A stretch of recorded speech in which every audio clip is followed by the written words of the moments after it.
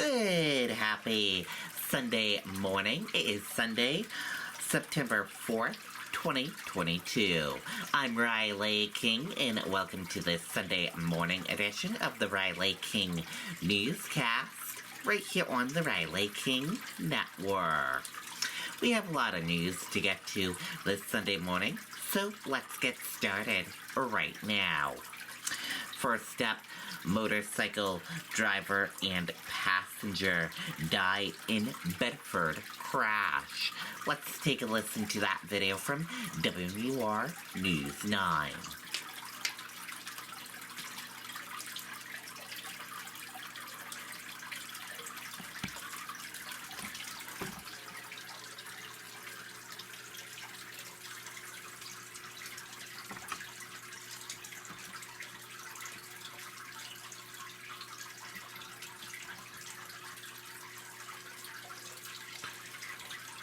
The nights are getting colder, but the savings are heating up. Abundant Life's 47th annual preseason stove and fireplace sale.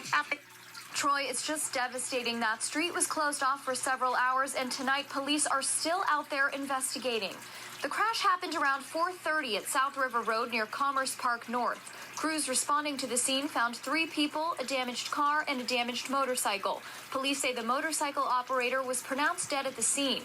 The passenger of the motorcycle was taken to the hospital where they later died. The driver of the car was also taken to the hospital with injuries police described as life-threatening. And right now, those victims have not yet been identified. We're live in Bedford. Hannah Cotter, WMUR News 9. Okay, and there you go on that video and that report. Victim in deadly Manchester stabbing identified. Death ruled homicide. Let's take a listen to that video from WMUR News 9. The nights are getting colder, but the savings are heating up. Abundant Life's 47th annual preseason stove and fireplace sale. All right, tonight we're learning more about yesterday's killing of a man in Manchester. Police have released this image of a suspect, 40-year-old Raymond Moore. He's been charged with second-degree murder, and police have identified the victim as 75-year-old Daniel Whitmore of Manchester. He was found on a rail trail off of Bradley Street yesterday morning, and the medical examiner's office confirms that he was stabbed multiple times. Cause of Mr. Whitmore's death was multiple stab and incise wounds, and the manner of his death was homicide. Now Moore is expected to appear in court on Tuesday, and police say there is no evidence that the incident is connected to any other crime. Okay, and there you go on that video and that report. Bystanders save drowning child at New Hampton camp. Let's take a listen to that video from WMUR News 9. The nights are getting colder, but the savings are heating up. Abundant Life's 47th annual preseason stove and fireplace. The New Hampton Fire Department confirms to us that they responded to a call of a child drowning in the pool. It happened at the Adventure Bound Camping Resort in New Hampton shortly before 11 o'clock Saturday morning. Fire Chief Kevin Lang tells News 9 by the time his crews arrived on scene, bystanders had pulled the 8-year-old child from the pool and had started performing CPR. The child was breathing again when paramedics arrived, but was still transported by ambulance to Spear Memorial Hospital in Plymouth to be evaluated. The pool was reopened to campground guests shortly after the incident. News 9 reached out to corporate management with Adventure Bound Camping, who declined to comment on the incident. For privacy reasons, first responders say no further information will be made available. In New Hampton, Scott Cook, WMUR News 9. Okay, and there you go on that video and that report.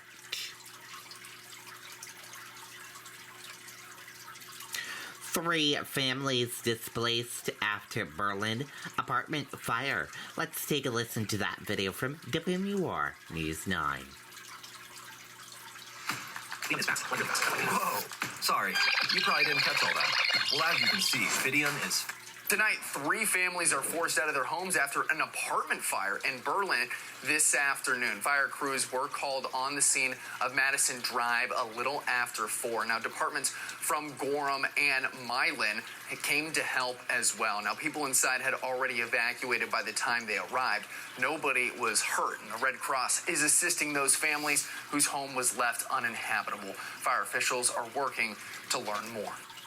Okay, and there you go on that video and that report.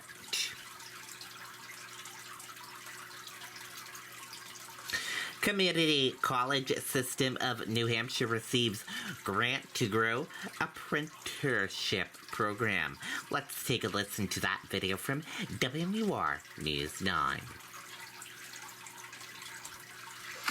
Whoa, sorry, you probably didn't catch all that. Well, as you can see, Fidium is...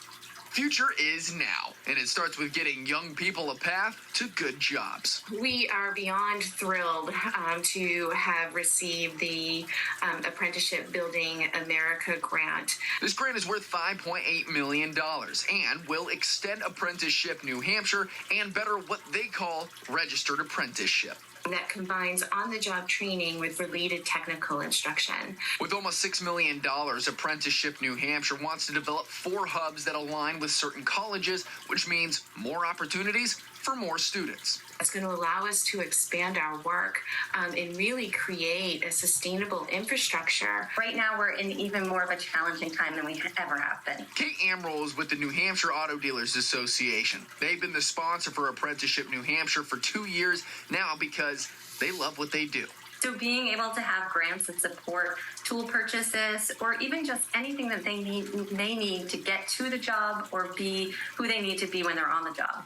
The NHADA is about to see a lot of people retire, so they're ready for the younger generation to fill those gaps. With all of the advanced technology that we're seeing with electric vehicles and autonomous driving and that sort of thing, we want that younger generation to come in and be the people that fill that gap because they have a lot of knowledge already with technology.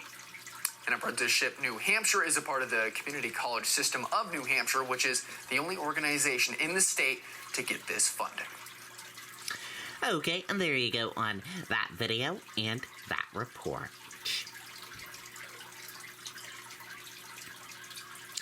Meteorologist Jacqueline Thomas sings national anthem at Fisher Cats game.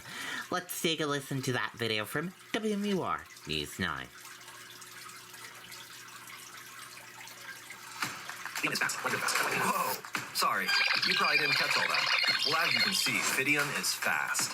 How fast? 2 gig download and upload fast. But we know speed isn't everything. That's why we also offer whole home Wi-Fi connectivity, an easy-to-use app, and...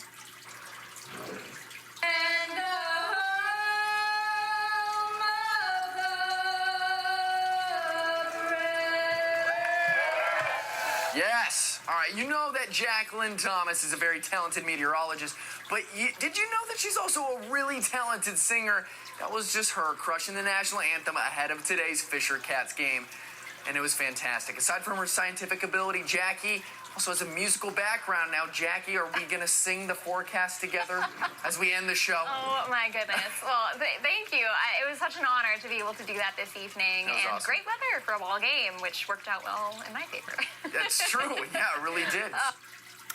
Okay, there you go. Very cool indeed. And now let's take a look at the weather. Weather right now is clear, 56 degrees. Expect dry conditions for the next 6 hours. With a full weather forecast, let's go to meteorologist Jacqueline Thomas to see what the full weather forecast has in store for today and for the rest of your Labor Day weekend. The nights are getting colder, but the savings are heating up. Abundant Life's 47th annual preseason stove. Thanks for watching. I'm meteorologist Jacqueline Thomas. As we headed through the day today, we saw pleasant conditions to kick off the holiday weekend. Temperatures a little bit warmer than yesterday as well, getting back into the 80s for most of the state.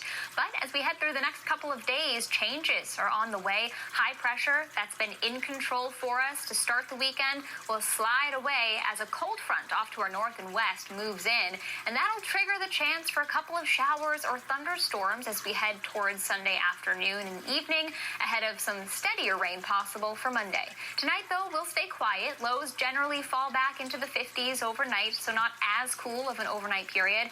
And then tomorrow, temperatures get even a little bit more of a boost, mid-80s, potentially some upper 80s in some spots far south, but we do have that chance for an isolated shower or thunderstorm during the afternoon and evening. So here's that timeline. Sunday morning looks good if you have any outdoor plans early in the day, but then by 1, 2 o'clock, scattered showers, downpour, or rumble of thunder start to pop up. That'll continue to push across the state 4, 5, 6 p.m. You might have to dodge a quick shower or thunderstorm, so keep that in mind. Well, it's not really going to be enough to cancel any plans over. Just maybe have a backup plan in place. So if you're, having a barbecue Sunday evening and all of a sudden you hear thunder, just be able to get inside until the storm passes. Otherwise, as we head into Monday, the holiday itself is looking a little soggy. There may be some breaks in the rain at times, but notice how the shower activity fills in a bit as we head towards the afternoon hours. So we could get some pretty steady periods of rain on Monday. Of course, some beneficial rainfall. We could use the rain, but here's what we're looking at. By Sunday night, of course, any thunderstorm or downpour could bring some good bouts of rainfall. And then as we head through Monday, we could get a good ½ inch to an inch or more of rain. Some spots even close to 2 inches if you get those downpours from storms and additional periods of heavy rain on Monday as well. So in the 7-day forecast, some impact weather the remainder of the holiday weekend because of that isolated chance for a storm Sunday and then some steady periods of rain possible Monday. It's also going to be much cooler Monday with highs only in the 60s. We do start to warm up towards the end of the week, back towards the 80s, and we get back into some sunshine for the end of the week as well. Okay, and there you go on that weather forecast. And meteorologist Jacqueline Thomas. Thank you for that, Jacqueline.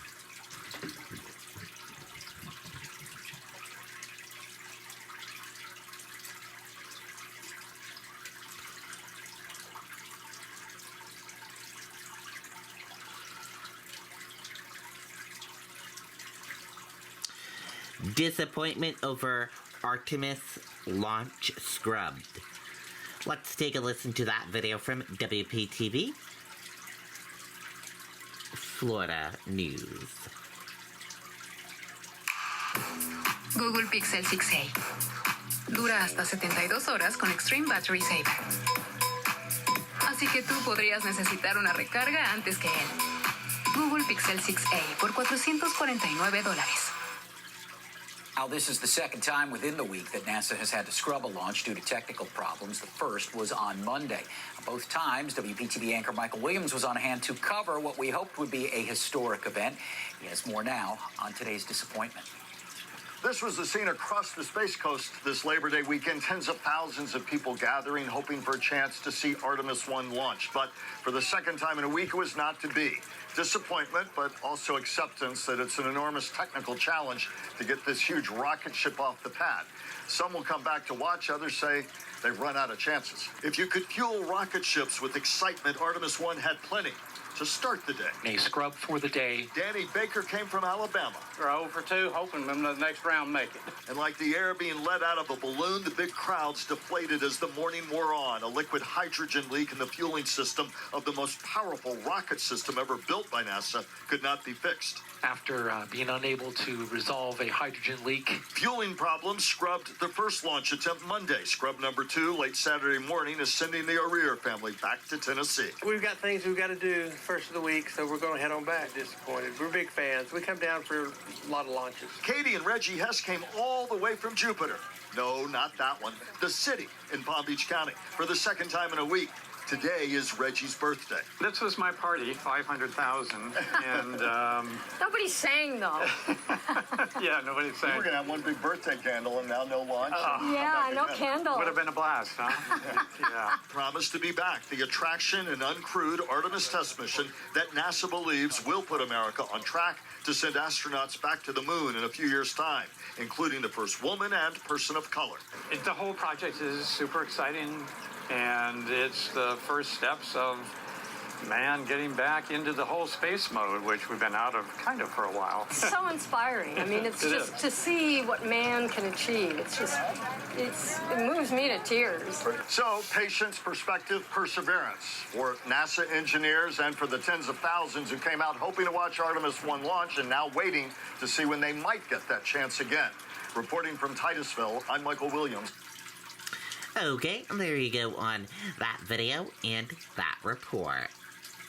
And thank you for watching this morning edition of the Riley King Newscast right here on the Riley King Network. I hope you all have a great rest of your day, and I'll see you back here later on today with another newscast. Goodbye.